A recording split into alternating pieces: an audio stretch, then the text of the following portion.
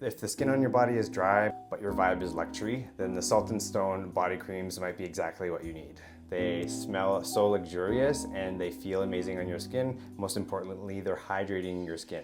Especially as we get into the colder months, your skin, not even just on your face, but on your body is gonna get more prone to dryness, and it's better to get ahead of that and get into a good ritual. There are 3 different scents to choose from. There's bergamot and hinoki, santal and vetiver, and saffron and cedar. All of them are amazing, so just choose your own adventure with that. A little goes a long way. A jar of this will last you a long time. Just kind of melts into your skin. Santal and vetiver is warm, creamy, and woody.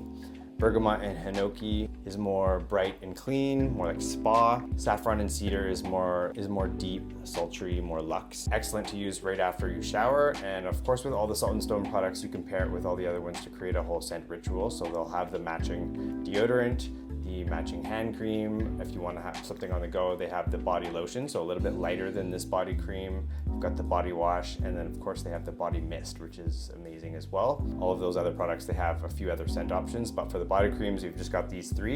You can find them all at MASC in Vancouver and shopmask.com.